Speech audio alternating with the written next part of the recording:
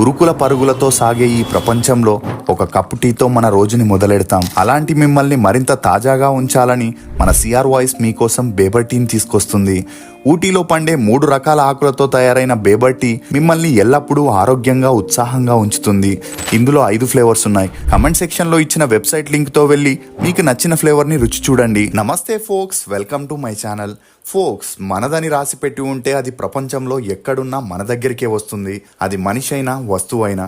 అసలు నేను మాట చెప్పడానికి గల కారణం నాగార్జున యొక్క ఎన్ కన్వెన్షన్ ఇష్యూనే. అక్కినేని నాగార్జునకి చెందిన ఎన్ కన్వెన్షన్ అక్రమాల కూల్చివేత నేపథ్యంలో సినీ రాజకీయ వర్గాల్లో హాట్ టాపిక్ నడుస్తుంది. దీంతో నాగార్జున సోషల్ మీడియాలో అనేక ట్రోల్స్ ని విమర్శల్ని ఎదుర్కొంటున్నాడు. అయితే ఇంత జరుగుతున్నా నాగార్జునకి సినీ పరిశ్రమ పెద్దల నుండి గాని తోటి ఆర్టిస్టులు గాని మద్దతిస్తూ ముందుకొచ్చి ఎవరు మాట్లాడకపోవడంతో ఇది మీడియాలో ఇప్పుడు చర్చనీయాంశంగా మారుతుంది. ఇదిలా ఉంటే బిగ్ బాస్ సీజన్ 8 తెలుగులో సెప్టెంబర్ 1 నుండి మొదలు కాగా ఆ షోకి నాగార్జుననే హోస్ట్ గా వ్యవహరిస్తున్నాడు. దీనికి సంబంధించిన ప్రోమోని కూడా షో నిర్వాహకులు రిలీజ్ చేశారు. అయితే అమాంతంగా ఎన్ కన్వెన్షన్ కూల్చివేతపై నెగిటివిటీని ఎదుర్కొంటున్న నాగార్జునపై బిగ్ బాస్ సీజన్ 2 కంటెస్టెంట్ అయిన బాబు గోగినేని స్పందిస్తూ అక్రమ కట్టడాలు, కబ్జాలు, ఆరోపణలు ఎదుర్కొంటున్న నాగార్జునని బిగ్ బాస్ షో నుండి నిర్వాహకులు తొలగించాలని, లేదంటే ప్రజలందరూ ఓటు వేసి మరీ తొలగిస్తారని తన ఆక్రోశాన్ని తెలియజేశాడు. నిజంగానే నాగార్జున గవర్నమెంట్ ని మోసం చేసి ఆ భూమిని కబ్జా చేశాడా? అతని ఆస్తుల విలువెంత? బిగ్ బాస్ షో నుండి నాగార్జునని తప్పిస్తున్నారా అనే వివరాల్ని ఈ వీడియోలో తెలుసుకుందాం. నాగార్జున సినిమా ఇండస్ట్రీకి రాకముందే నాగేశ్వరరావు గారు హైదరాబాద్ మరియు తన సొంతూరులో చాలా వరకు భూముల్ని కొనుగోలు చేసి ఫ్యామిలీకి ఎటువంటి ప్రాబ్లం లేకుండా సంపాదించి పెట్టారు. కానీ అందరూ అనుకునేలా అన్నపూర్ణ స్టూడియో వీరి సొంతం కాదని చెప్పొచ్చు. ఎందుకంటే అప్పట్లో సినిమా ఇండస్ట్రీ చెన్నైలో ఉండడంతో తెలుగు పరిశ్రమని హైదరాబాద్కి రప్పించాలని, అందుకు అన్ని సదుపాయాలు ఇక్కడ కల్పించాలని 1976లో సీఎంగా ఉన్న వెంకట్రావు గారు ఏఎన్ఆర్ గారికి స్టూడియో కన్స్ట్రక్షన్ కోసం 22 ఎకరాల భూమిని లీజ్కి ఇవ్వడం జరిగింది. అలా 99 సంవత్సరాలకి గవర్నమెంట్ ల్యాండ్ని అన్నపూర్ణ స్టూడియో కోసం లీజ్కి ఇస్తూ సంవత్సరానికి 250 రూపాయలు చెల్లించాలని అప్పట్లో అగ్రిమెంట్ వేసుకోవడంతో ఏఎన్ఆర్ గారు స్టూడియో పనుల్ని స్టార్ట్ చేయడం జరిగింది. అలా అప్పటి నుండే అన్నపూర్ణ స్టూడియోని ఏఎన్ఆర్ ఫ్యామిలీ రన్ చేస్తుంది. ఇక అలా ప్రభుత్వం కేటాయించిన ల్యాండ్ లో తమకి నచ్చిన సెట్లు వేసుకొని షూటింగ్ చేసుకోవచ్చు, కానీ దాన్ని అమ్మడానికి వీరి ఫ్యామిలీకి ఎలాంటి రైట్స్ ఉండవు. ఇక అక్కినేని ఫ్యామిలీ స్టూడియో ద్వారా సంవత్సరానికి 20 నుండి 50 కోట్ల దాకా సంపాదిస్తున్నారని చెప్పొచ్చు. ఇదిలా ఉంటే ఏఎన్ఆర్ గారికి మొత్తం 5 పిల్లలు కాగా అందులో 2 అబ్బాయిలు 3 అమ్మాయిలు ఉన్నారు. ఇక ఏఎన్ఆర్ గారు తను సంపాదించిన ఆస్తిని మొత్తం 5 పిల్లలకి సమానంగా పంచగా అందులో నాగార్జున వాటాగా 200 కోట్ల రూపాయలు రావడం జరిగింది. ఇదిలా ఉంటే 2000 సంవత్సరం తర్వాత నాగార్జున సినిమాగ్రాఫ్ తగ్గుతూ ఉండడంతో సినిమాల్ని నమ్ముకొని ఉంటే ఎలాంటి ప్రయోజనం లేదని కొన్ని బిజినెస్లని కూడా స్టార్ట్ చేయడం జరిగింది. అందులో ముందుగా 2002లో కొంతమంది ఫ్రెండ్స్తో కలిసి మా టీవీ అనే శాటిలైట్ ఛానల్ని స్టార్ట్ చేయగా అందులో 65% షేర్ నాగార్జునదైతే 35% షేర్స్ మిగిలిన ఫ్రెండ్స్ పేరు మీద ఉండేవి. ఇక అలా మొదటిగా మా టీవీలో యువ అనే సీరియల్కి ప్రొడ్యూసర్గా చేయగా ఆ సీరియల్కి జనాల్లో మంచి ఆదరణ దొరికింది. ఆ తర్వాత నాగార్జున మీలో ఎవరు కోటీశ్వరుడితో యాంకర్గా తన సత్తా చాటుకున్నాడు. ఇక అలా ఒకవైపు మీడియాలో ఉంటూనే మరోవైపు రియల్ ఎస్టేట్లో కూడా తన సత్తా చాటుకోవాలని N3 రియాలిటీ ఎంటర్ప్రైజెస్ పేరుతో ఒక కన్స్ట్రక్షన్ రియల్ ఎస్టేట్ బిజినెస్ ని కూడా స్టార్ట్ చేశాడు.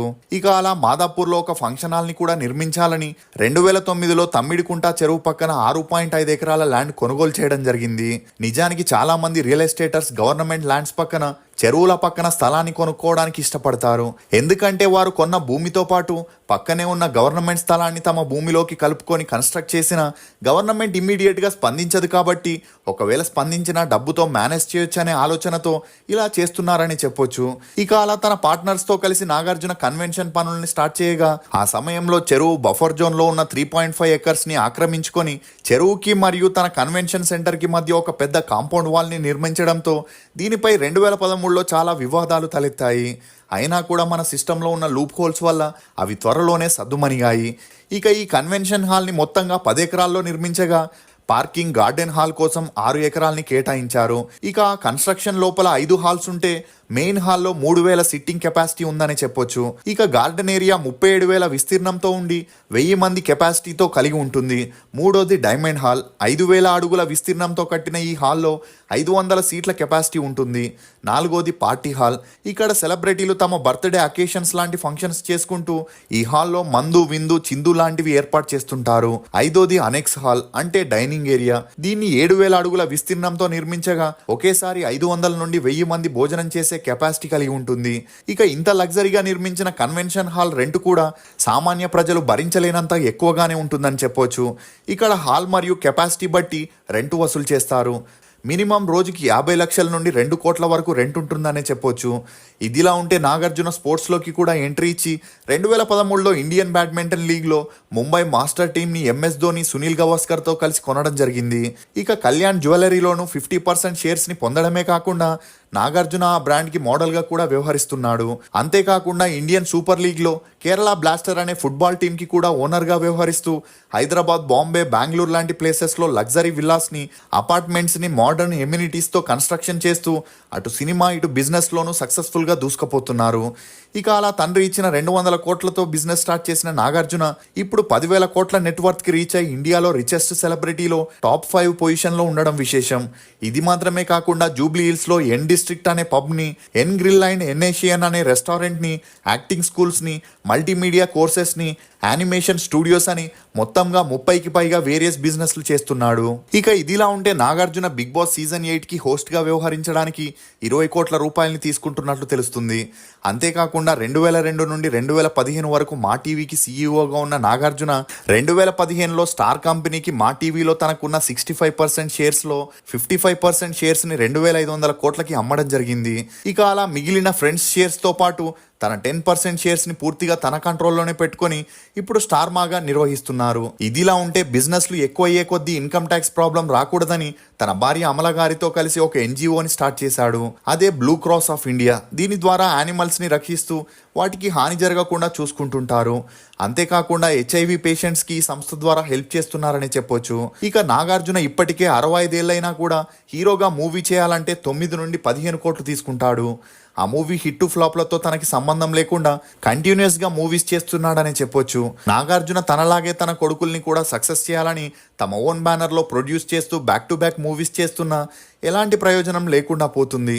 ఇక సంపద విషయంలో ఇండియాలో టాప్ 5th ప్లేస్లోనూ, తెలుగు రాష్ట్రాల్లో టాప్ రిచెస్ట్ సెలబ్రిటీగా గుర్తింపు తెచ్చుకున్న నాగార్జున తరచూ హీరోయిన్లతో ఉన్న ఎఫ్ఐఆర్స్ వల్ల తన పేరు మీడియాలో హల్చల్ అవుతూనే ఉంటుంది. కానీ ఇప్పటి వరకు తన బిజినెస్కి సంబంధించి ఎటువంటి కాంట్రవర్సీస్ లేనప్పటికీ రీసెంట్గా వచ్చిన రేవంత్ రెడ్డి గవర్నమెంట్ సిటీలోని చెరువుల్ని రక్షించడానికి హైడ్రా అంటే Hyderabad disaster response and assets monitoring and protection అనే కమిటీని నియమించడం జరిగింది. దీనికి కమిషనర్గా డీజీపీ రంగనాథ్ వ్యవహరిస్తూ గవర్నమెంట్ భూముల్ని, చెరువు భూముల్ని కబ్జా చేసి అందులో కన్స్ట్రక్షన్ చేసిన బిల్డింగ్ని నిర్దాక్షణ్యంగా నేలమట్టం చేయడం జరుగుతుంది. ఇక రేవంత్ రెడ్డి తెలుగుదేశం పార్టీలో ఉన్నప్పుడే నాగార్జున నిర్మించిన ఈ ఎన్ కన్వెన్షన్ హాల్ గురించి అసెంబ్లీలో అనేక సార్లు మాట్లాడడం జరిగింది. కానీ ఏ ప్రభుత్వం ఇటువంటి చర్యల్ని తీసుకోలేదు. ఇక ఈ ఇష్యూ 2014లో కాస్త ఎక్కువ అవడంతో GHMC వారు ఇందులో ఇన్వాల్వ్ అయి నోటీసులు పంపగా దీనిపై విచారణ చేపట్టిన హైకోర్టు GHMCకి అప్పగిస్తూ కబ్జా చేసి గవర్నమెంట్ భూముల్లో కట్టడాలపై సర్వే చేయమని, ఒకవేళ అది రుజువైతే తొలగించమని 2015లో కోర్టు ఆదేశాల్ని వెల్లడించింది. కానీ ఆ తర్వాత దీనికి సంబంధించిన ఎటువంటి సమాచారం రాలేదు. ఇక అలా ఎప్పుడైతే ఆంధ్ర తెలంగాణ విభజన జరిగిందో అప్పటి నుండి తెలంగాణ ప్రభుత్వం సపోర్ట్తో భవిష్యత్తులో ఏ ప్రాబ్లం రాకుండా పర్మిషన్ తీసుకోవాలని నాగార్జున చాలా విధాలుగా ప్రయత్నించగా అది పోస్ట్పోన్ అవుతూ వచ్చింది. ఇక ఎప్పుడైతే రేవంత్ రెడ్డి ప్రభుత్వం వచ్చిందో అక్రమంగా నిర్మించిన కట్టడాలని కూల్చేందుకు హైడ్రాకి పూర్తి పర్మిషన్ ఇచ్చాడు. అలా గవర్నమెంట్ చెరువు భూములో 3.5 ఎకరాల్లో అక్రమంగా నిర్మించిన ఈ ఎన్ కన్వెన్షన్ సెంటర్లో ఉన్న 2 హాల్స్ని తొలగించడంతో ఇప్పుడు మీడియాలో ఈ ఇష్యూ హల్చల్ అవుతుంది.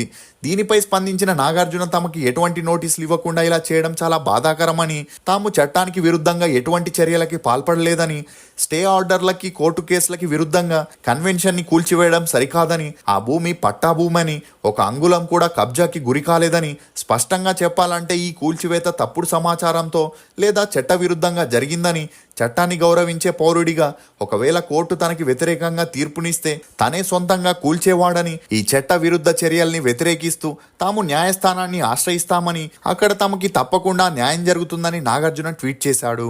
ఇదిలా ఉంటే సెప్టెంబర్ 1న బిగ్ బాస్ షోని లాంచ్ చేయాలనుకున్నప్పుడే నాగార్జున అనుకోని సమస్యల్లో ఇరుక్కొని కోర్టు చుట్టూ తిరిగే పరిస్థితి వచ్చింది. దీంతో ఇప్పుడు బిగ్ బాస్ షోకి ఇతనే హోస్ట్గా వ్యవహరిస్తాడా లేక మారుస్తారా అనే డిస్కషన్లు జరుగుతున్నాయి. కానీ నాగార్జున సన్నిహితులు ఈ విషయంపై స్పందిస్తూ సినిమా బిజినెస్ని నాగార్జున ఎప్పుడూ ఒకటిగా చూడడని, వారంలో ఒకరోజు మాత్రమే బిగ్ బాస్ షూట్ ఉండడంతో అటు హోస్ట్గా వ్యవహరిస్తూ మిగతా రోజుల్లో కన్వెన్షన్ సెంటర్ సమస్యల్ని సాల్వ్ చేసుకుంటాడని చెప్పుకొచ్చారు. మీరు నాగార్జున ఇష్యూపై ఏమనుకుంటున్నారో మీ అభిప్రాయాన్ని కమెంట్ సెక్షన్లో తప్పకుండా తెలియజేయండి. ఫోక్స్, మనిషికి అందనివన్నీ అందంగాను, అందినవన్నీ అలుసుగాను కనిపిస్తాయి. ఇది ఫోక్స్ నాగార్జున కన్వెన్షన్ ఇష్యూలో కొన్ని నమ్మలేని నిజాలు. ఈ వీడియో మీద మీ అభిప్రాయాన్ని కమెంట్ సెక్షన్లో తప్పకుండా తెలియజేయండి. మేము చేసిన ఈ వీడియో మీకు నచ్చినట్లయితే ఒక లైక్ ద్వారా మీ సపోర్ట్ని మాకు తెలియజేయండి. రుచికరమైన మరియు ఆరోగ్యకరమైన బేబర్ టీ కోసం బేబర్ వెబ్సైట్కి వెళ్ళి మీకు నచ్చిన ఫ్లేవర్ని ఆర్డర్ చేసుకుంటారని ఆశిస్తూ, for more interesting videos please subscribe to CR voice. Thank you.